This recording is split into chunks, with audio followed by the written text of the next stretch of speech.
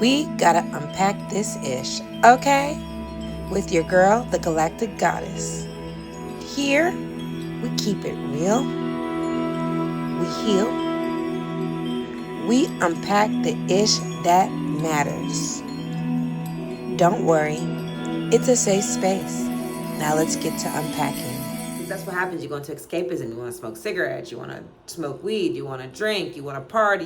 You find these things, and they love doing that with you because it's a way of disassociating too, and it keeps you stuck. So every time you think you want to leave, they make a good joyous moment for you, and they're like, "Well, no, I'll stay. I love them too much." It doesn't matter. Doesn't matter how far they take you down that hole, and people don't understand why you can't leave.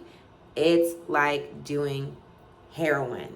The highs are so high, and when the lows are low, you go through withdrawals and you think you got to go back to catch that high.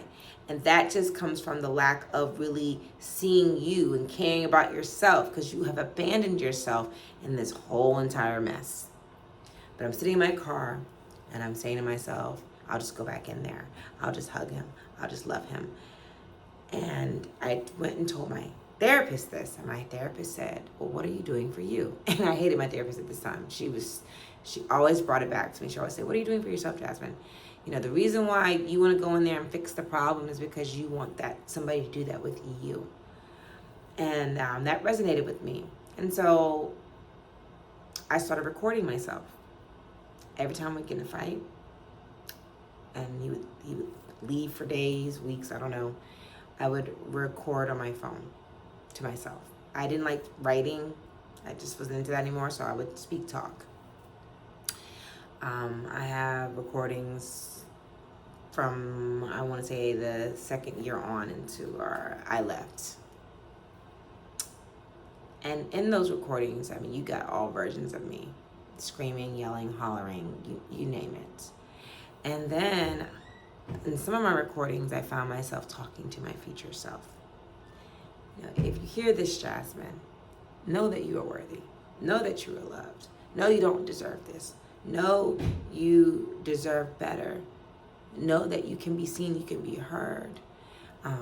I also found myself secretly recording some of our fights. And not like holding the camera, recording him, but just putting it on play, record, and you could hear us going back and forth. And the craziest thing is that I never really listened to those messages. I never listened to them when I was going through the process. Because again, leaving is hard because you've built this idea and image of hope. You're running off of what could be. And you can't disassociate, you can't separate yourself, not even disassociate, you can't separate yourself from what it could be. Because in the first year or 6 months, however long it took them to build you up, you vision this. I mean, everything they agree with you on. They see they see the same vision as you. They have the same everything until now. It's all about control. And with mine, he was insecure. He's insecure with himself. So at first, it was cool that you got this smart, strong woman that's doing all these things. She's been a single mom for 2 years. You know, now he done got me married, pregnant. I mean, all of these things. And now it's what about me? And me being a wife, trying to be a good wife. I pushed everything aside to support whatever it is. I made my whole life about him, which I would never do again. I truly abandoned myself. So to think that I was just gonna get up and leave was hard, Like, I know Beyonce has that Ring the Alarm, and that song is an amazing song because I love me some Beyonce. Y'all know I'm a Beyonce fan. At the same time, too, I was letting that thought process, like, I'm not leaving. I done all this with this man. Ain't nobody else gonna get him. And then that's the fear, too, of, like, what if he moves on with somebody else and treats them better? And so, all these fears and thoughts are coming in, and then the shame. There's a level of shame for leaving them. You feel guilty. You feel bad. You feel like you're doing something wrong. And then every time you do leave them for a microsecond, right? Because I would have my moments where I go stay at my homegirl's house, or I walk away. I would leave from the house. That I would then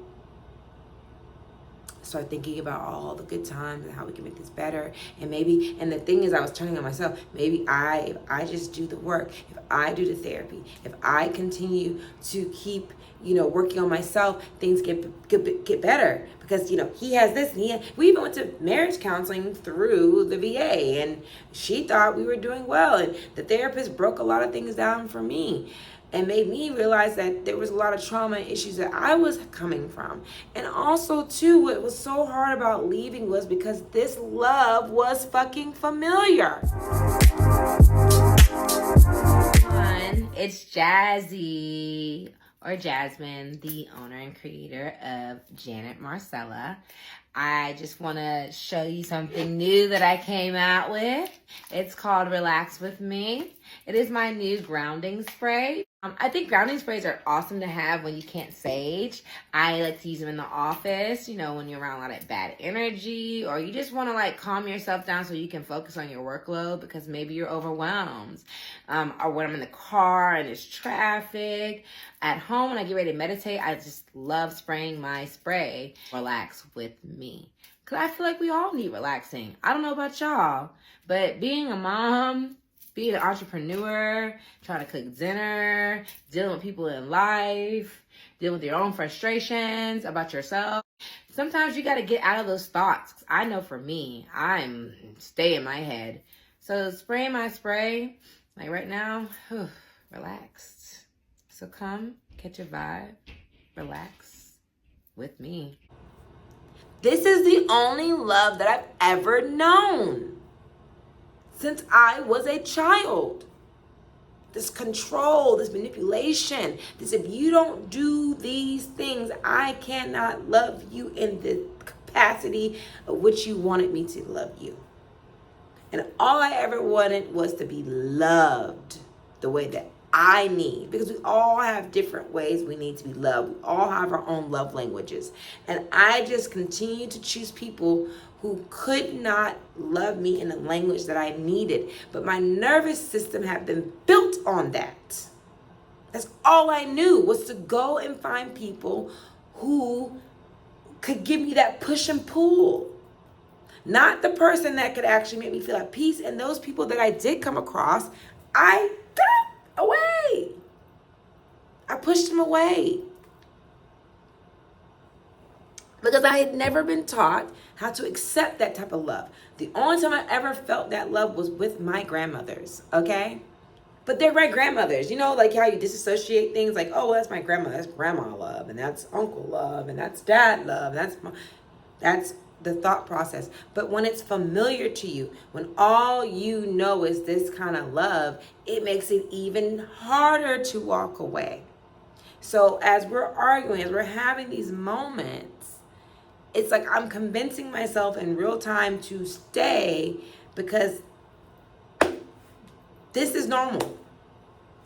People go through this.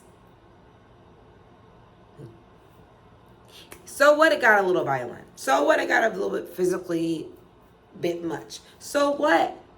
If the kids might have seen something. And now, mind you, prior to this marriage, my kids had never seen any of this stuff before. Like I said, I was a single mom, raising my kids. Like, they went everywhere I went, lived our lives. I was making money, was doing things. I worked a lot. So I spent time with them. We had our movie nights. We had our, but it was challenging. And I was still working through a lot of my own personal trauma and issues. Because, let me tell you something, being verbally abused, you can find yourself verbally abusing other people because it's normalized. Or talking down to people or treating people a certain way. So I was really in a space of really working on my own self and my own outburst and my own anger issues and overstimulation and understimulation. There was so much going on with my family too. I was carrying a lot. So, when I met at the time my husband, it was a breath of fresh air. But then you bring all of that also in there. And when you have somebody that just lives in that type of behavior, like I said, it's familiar. And so they bring that person out of you. But what happens when you start realizing that that's not the person that I want to be? That's not the person I ever wanted to be. My whole entire life, I never wanted to be like that. I've always wanted to be I've always just wanted to figure out what was best for me and what I thought love was. And so when you're breaking away from this, it's hard because you keep going back to what's familiar. And then you feel ashamed if you leave. Well, what caused me to decide to finally leave was not only recording those tapes, it was finally, so me and my friend always say this: if they give you enough time by yourself to really think and clear out some of that mental fog, because what they do is they keep you in a fog, you know, and they hang around you. That's why they don't ever give you like time by yourself. That's why you're always doing things together. You're never like on your own. And I really fought hard to make sure that I still had my own autonomy when it came to my friends, and even to the things I wanted to do. But I was so bogged down and drained. I said I was very, very sick through that whole entire time that I didn't even realize going on in my life. I didn't have that moment. But after our last major argument, and it was not a good one, it got really bad, he chose to leave, as always. And I will not get into details, but I will give you kind of an idea so you realize how bad it was. The cops were involved. It was a lot. It was a lot, okay? And I think I had like 3 or 4 days to myself. And it was so bad that I didn't even call my friends. My friends didn't even know what was going on.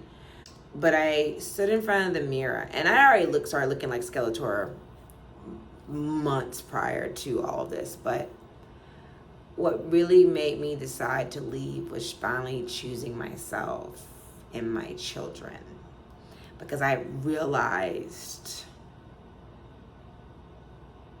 if I don't leave, I'm gonna die. And I mean that. I'm gonna die.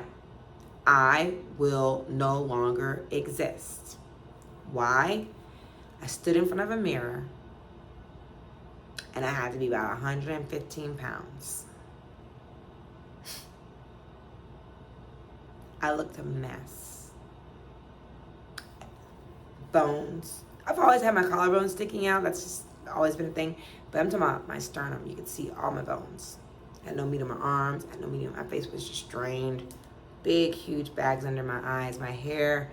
I don't even know if I even had hair left, really, to be honest with you. Everything was hanging off. This shirt right here, hanging off. These were not looking like that. No. I hadn't realized that I hadn't really looked at myself in the mirror. And mind you, I noticed I had lost weight because a lot of things that I had bought didn't fit me anymore. It was too big and baggy. But I had never actually really looked at myself. And when I saw myself in the mirror, I broke down crying. It was the worst feeling ever. The worst.